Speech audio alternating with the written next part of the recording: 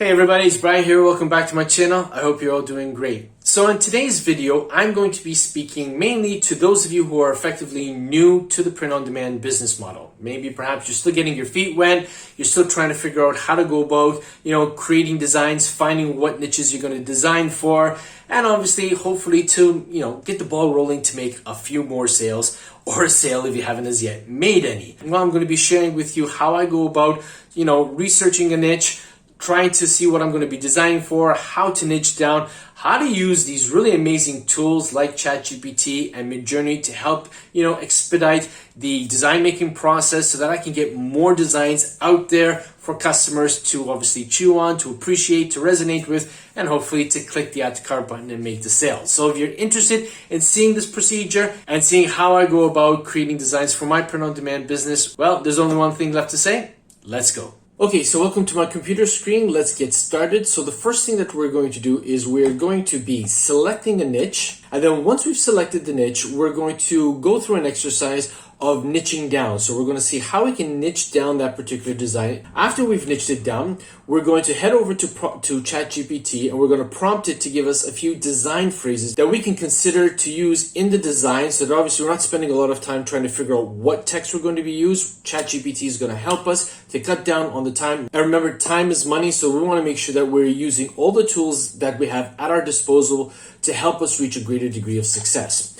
Once we've obtained those phrases, we're going to head over to Midjourney and we're going to use Midjourney to help us create a real scroll-stopping, eye-catching image that then we can incorporate with the phrases that ChatGPT provides for us. And then we're going to go ahead and create that design, after which we can then upload it to our respective print-on-demand platform. So there's a lot to cover here, so let's get tucked in. Okay, so here we are on Redbubble, and I'm going to be using Redbubble to help me research a particular niche that I can actually consider designing for. You could effectively do it with any print-on-demand platform. You could do it with any kind of tool out there that can help you choose a particular niche or whatnot. For all intents and purposes for this particular video, so that it won't be stretched out too long, I'm going to be using Redbubble, okay? Now, as you can see here on the homepage of Redbubble, Redbubble gives us, designs picked for you. This is a really handy tool to scroll through. Sometimes you might want to do this to get some inspiration, to get some motivation, just to get the creative juices flowing in your mind in terms of what kind of niche that you would like to design for,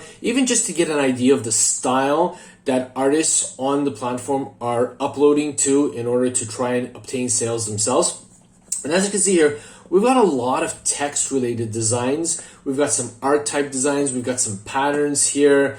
There's quite a good selection that you can choose from, but as you can see, at least perhaps maybe in terms of what Redbubble thinks that I'm really interested in, I'm getting a lot of text-related designs. And as many of you know, and for those of you who are new to the print-on-demand business model, text designs do really, really well. Sometimes, we have to keep that word KISS in our minds. You see, it's just down here at the bottom. Keep it simple, stupid, okay? Put it bluntly. Keep your design simple. Sometimes the simpler the design, the more effective it can be in attracting people's attention in order to obviously make a purchase. So today I thought to myself, if you've been watching my channel lately, we've been talking about camping and hiking in terms of niches. I wanted to try something a little bit different today. And I thought to myself, one of the things that really interests me is car racing, okay? I just actually love watching Formula One and Indy car races and whatnot. I think just, the power and the excitement and the speed of it all is really something which can really grab people's attention. I know that there's a huge following for car racing, so why not see if we can't tap into that niche? Okay, so the first thing that we're going to do in Redbubble is we're going to type in racing, and just to see what comes up. As you can see, we got racing and stickers, racing and t-shirts, racing number, racing, and racing decals. Those are the first, keywords that pop up from Redbubble. Let's just hit enter and see what comes up in terms of results. Okay, and as you can see here, for racing, we've got 303,604 results at the time of publishing this video, which is quite a substantial number of results to have to compete against. The one thing that Redbubble tries to help us out with is by providing us with other keywords that we could actually consider clicking on in terms of trying to niche down the number of results so that we can actually get inspiration to create a design for the keyword tag that has the fewest number of results, so that when we put up our design, is going to be competing against a fewer number of other listings and hopefully get us up there in the eyes of potential customers. So you could actually click on these keywords at the top here. Another aspect that Redbubble helps out, you have to scroll all the way down to the bottom. Okay. And as you can see here, there are related searches here. So we've got some other keyword tags that we could click on, and we actually can see what kind of results those particular keywords present us with should we decide that we want to use that particular keyword as our main keyword tag. So let's just head back to the top here, and let's just click on racing car here and see what kind of results we get. So as you can see here now, we basically cut down the number of results by almost half. So racing car has brought us down to 105,000 results, which is already a step in the right direction. It's not the best, so we're going to have to see if we can niche down even further. So we've got some more keywords here. Let's try if we had to switch them around, choose car racing. Okay, car racing keeps us at 105,000. That's absolutely fine. That's not a problem. Let's just see what else we got. Car enthusiasts, racetrack, fast cars. Okay, let's see. Fast cars. All right, as you can see here, fast cars has dropped us down to 35,000 results. So we're always moving in the right direction.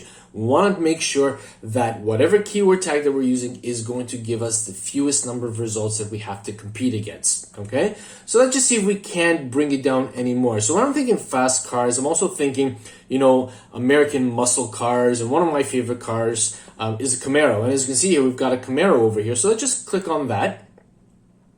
And as you can see now, we've brought Camaro down to 5,873 results. Now, I usually like to shoot for results of around 1,000 or less. So I could, technically speaking, continue to try and niche down, maybe perhaps add a keyword or two in order to make it a bit of more of a long tail keyword phrase in order to bring down those results. And I actually might consider doing that later on, even in terms of trying to come up with the keyword tags that I want to use for this design.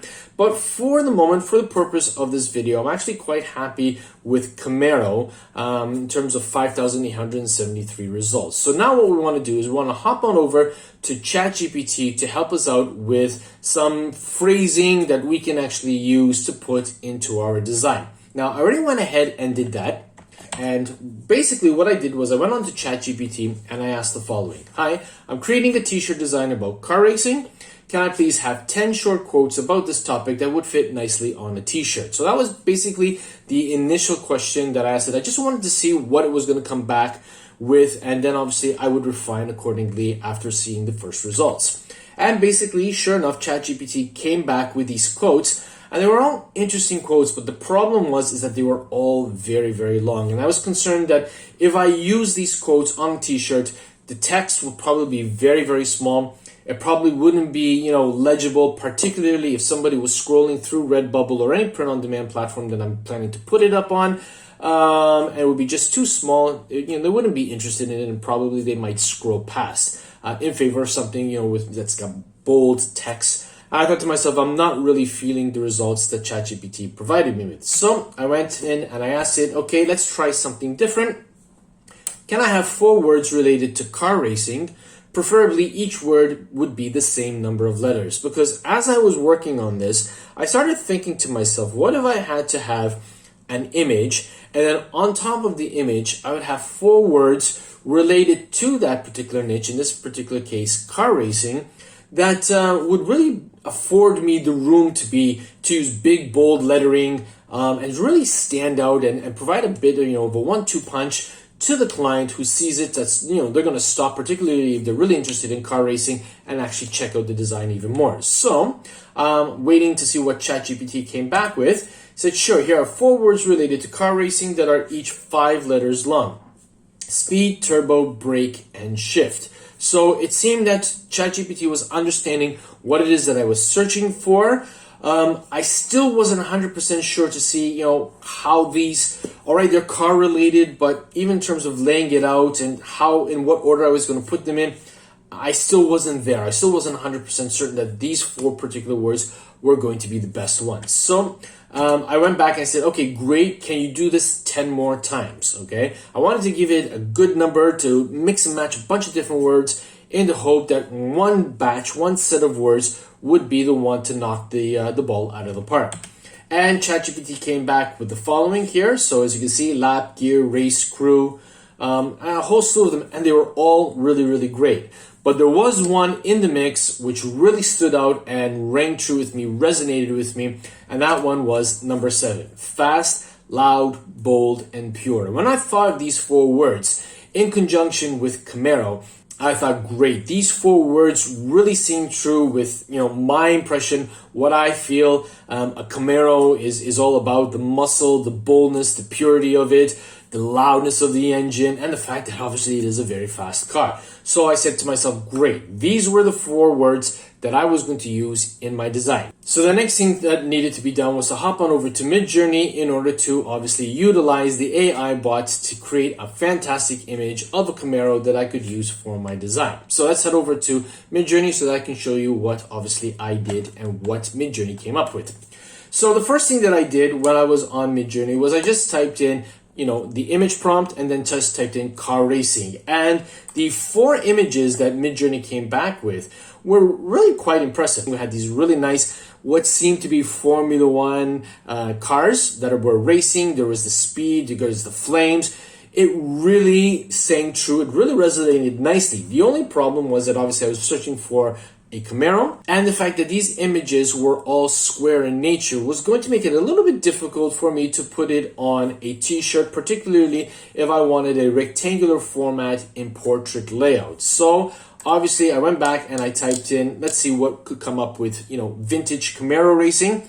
And we're already getting a lot better here. We've got these really nice Camaros. Again, there's the speed aspect. If you take a look at the wheels here, even in terms of there's a sense of motion, a sense of movement in them, which was really great. So now what I wanted to do is I wanted to get a nice portrait layout. So what I did was obviously I keyed in the image prompt /image to get the prompt. I typed in vintage Camaro racing, and this time I did --AR space 5:7. This is the aspect ratio of 5:7. 5 obviously meaning the width, 7 meaning the height. You could do aspect ratio of 2:3, 4:5, and whatever aspect ratio you feel comfortable doing, you can go for that.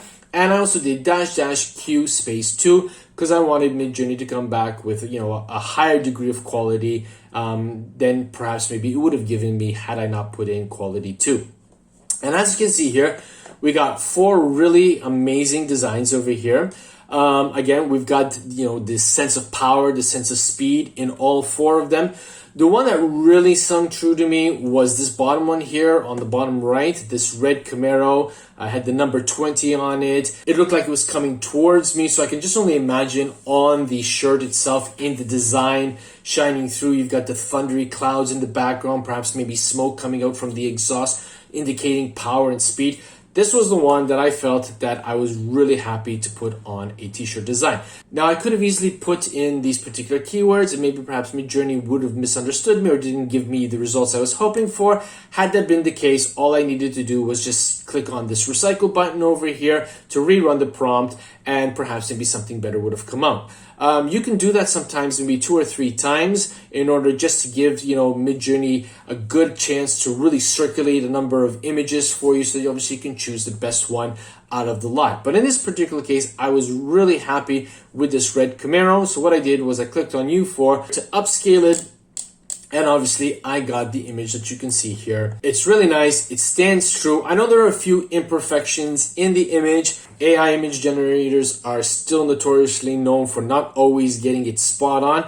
But for the design idea that I had in my mind with the text, it really wasn't going to matter because these imperfections were going to be hidden by the design itself. So I had upscaled it, but it still wasn't ready for print on demand. Okay, it still wasn't ready to go onto my design because I needed to upscale it yet one more time, because when you download something from Midjourney, the upscaler that it has, at least for the moment, is still not high enough that you can use it for print on demand purposes. So what I usually like to do is I like to use a website called PixelCut, create.pixelcut.ai/upscaler. Don't worry, I'll leave a link to this website in the description box below, and it's really simple to use. All you need to do is you need just to drag and drop your photo over here. So let me just get the photo right now. What we're going to do is we're going to grab it off camera, drag it over here. We'll wait for it to upload.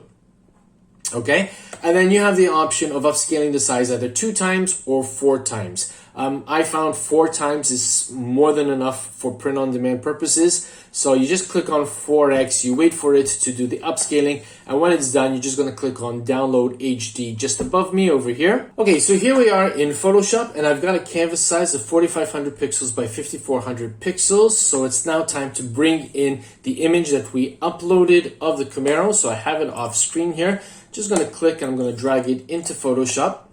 Now, if you don't have Photoshop, you don't need to worry. You can actually do this as well on Photopea. So you can basically follow this video and basically do the same steps as you see me doing in Photoshop. Photopea, for those of you who may not know, is a web-based browser very similar to Photoshop. So if you don't have Photoshop, you can go to photopea.com. So it's photopea.com. Again, I'll leave the link to that website, to that platform in the description box below. Okay, so I've got my image here and it's nicely centered. So now the next thing that I want to do is I'm just going to hit enter to accept it. And what we're going to do is we want to come up with the text. So as you know, we are going to be using fast, loud, bold, and pure. And what I thought we'd do is we'll just rearrange them a little bit and we'll put loud first, fast, bold, and pure in that order too as well. That way we have the 2 words that both end with a D in the first and in the third position. Now, if you want to use the same word 4 times, you can do so. There are a lot of lovely designs out there that do that. If you want to use 2 words, if you want to use 5 words, it's totally up to you. I mean, you make this design unique to you.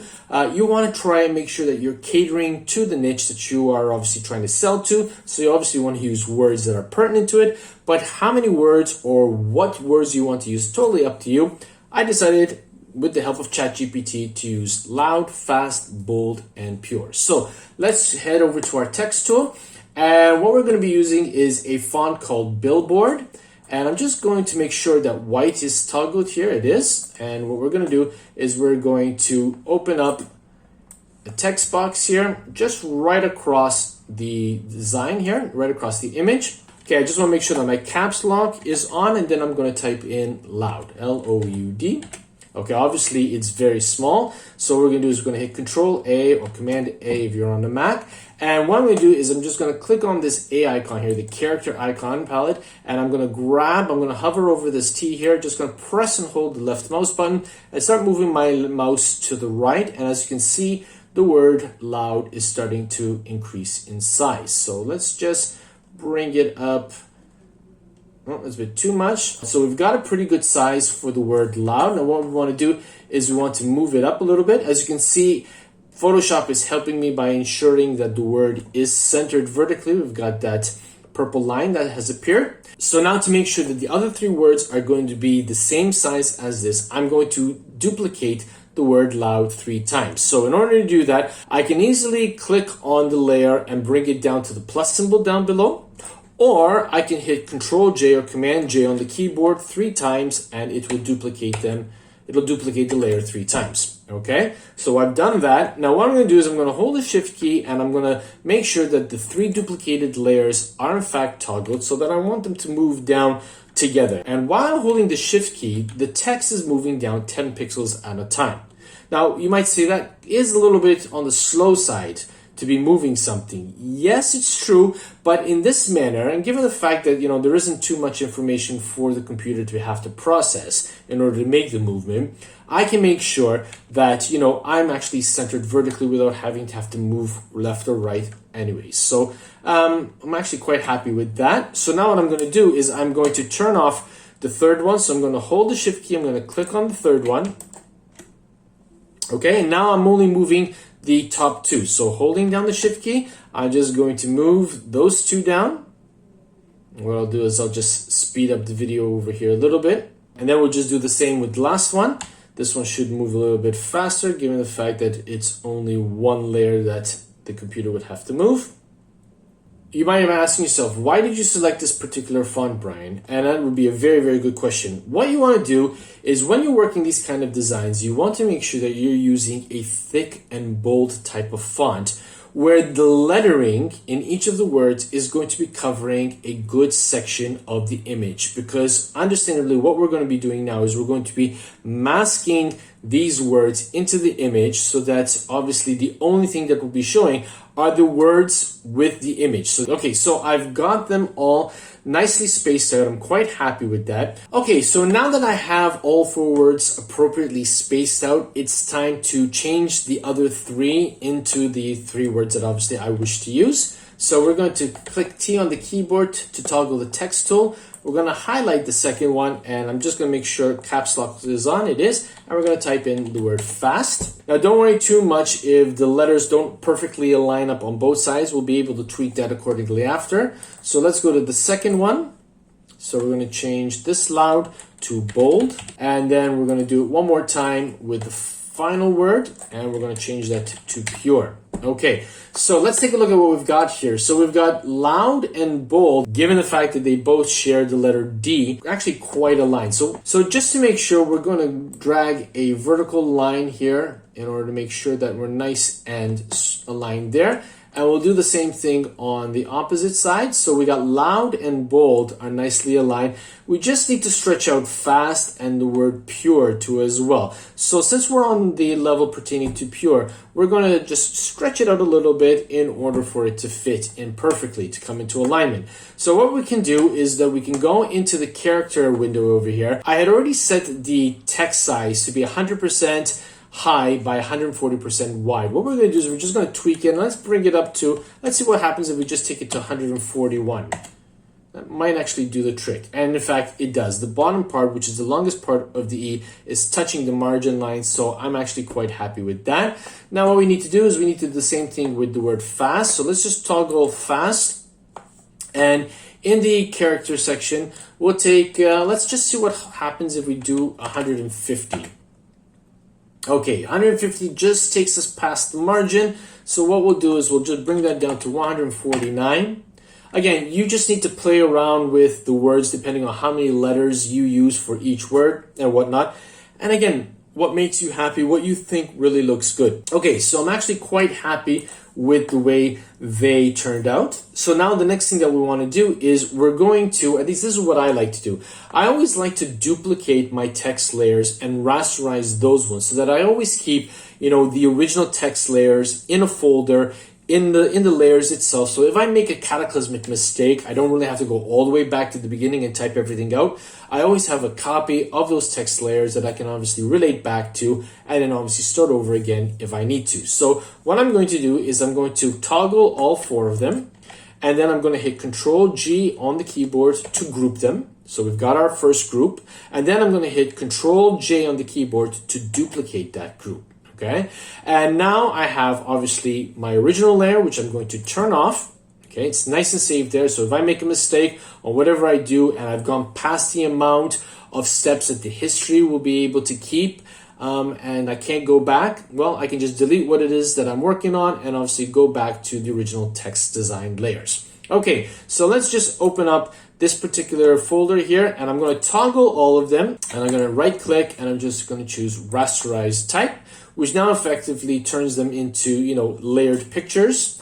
Okay, and now I'm going to merge all 4 layers together, and just do that by hitting Control E on the first one and continue doing so until all 4 layers become one. And now I've got the entire layer of 4 words as one particular layer. Okay, now what is it that we're going to do next? What we're going to do is we're going to hold the Control key, and I'm going to click on the thumbnail for the text layer so that we get the marching ants around each letter. Okay, and whilst that is happening, then I'm going to click on the image layer.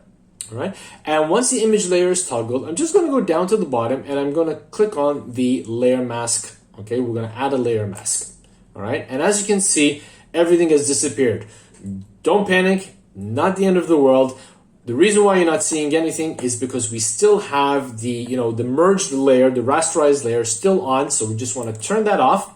And as you can see now, we are seeing an effective use of the lettering merged in with the image below. It really looks effective. It really looks nice. Okay. And effectively, the only thing that we need to do now is just turn off the background layer. so that we get the transparent background, and then we can actually save it as a PNG and upload it to Redbubble, TeePublic, Merch, Zazzle, Spreadshirt, whatever print-on-demand platform you utilize in order to, try to get customers to buy your designs. So there you have it, everybody. As you can see, it's really not that difficult of a design strategy to work out. And with the help of Chat-GPT and Midjourney, I could have easily spent maybe 30 minutes pumping out a ton of scaled designs for this particular car racing niche in order to upload them to my print-on-demand platforms to provide potential customers not only with one design, but with a plethora of designs that obviously is going to help me get out in front of the eyeballs of more consumers, because understandably, the more designs you have, the better the chance that somebody is going to click on your design, maybe resonate with them, and click the add to cart button, okay? So again, it's really not that difficult to do. All it takes is a little bit of time researching a niche, niching down to a point where maybe perhaps the number of results is a bit more competitive for your design or designs to compete against, and then effectively just creating these really effective text-related designs, layer masked on top of an image to create something really fantastic for your customers to appreciate and hopefully buy. So I really hope that you found value in this video. If you did, do me a favor, smash that like button. If you're new to the channel or perhaps haven't as yet subscribed to the channel, hey, do me a favor, smash that subscribe button and turn on the bell notification icon so that you'll be informed each and every time that I upload a new video to my channel. But for today, that's all I've got. And as always, be safe, be well, be creative. Bye for now. Hey, thanks again for watching this video. I really appreciate each and every one of you taking the time to do so. If you are interested in taking your print-on-demand business to the next level and learning how to generate more sales, please consider clicking on one of the 2 video thumbnails that have appeared on your screen now. I'll see you there. Thanks again.